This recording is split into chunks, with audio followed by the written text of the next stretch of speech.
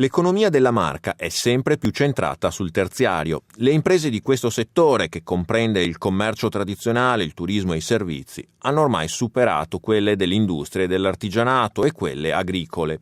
Sono 54.562, il 54% del totale.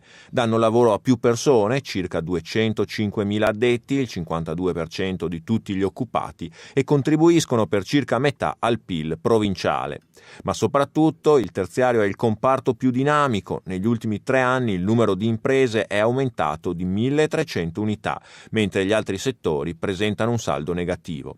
E nonostante la crisi, nel 2012 vi sono stati 12.000 nuovi occupati, una trentina al giorno. Una crescita concentrata soprattutto nei segmenti a più alto valore aggiunto, come i servizi innovativi, e per questo positiva. Alessandro Minello, professore all'Università di Venezia, è uno dei curatori del primo rapporto sul terziario della Marca.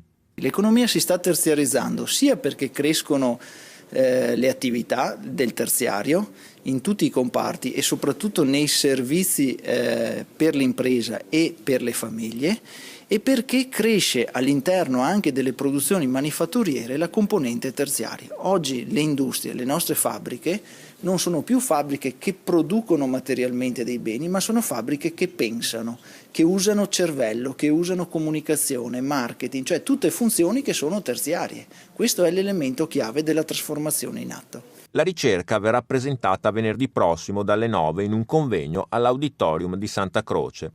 Ne discuteranno i senatori Maurizio Sacconi e Giorgio Santini, conclusioni affidate al sociologo Aldo Bonomi. La Confcommercio e l'Ebicom, promotori dell'iniziativa, vorrebbero farne un appuntamento annuale fisso, anche per fornire una base scientifica a chi deve poi decidere le politiche a favore del settore, come spiega Guido Pomini, presidente provinciale dell'Associazione Commercianti. Sì, dati che dovrebbero far comprendere quanto in realtà avere più attenzione rispetto a questo mondo sia un vantaggio per tutti.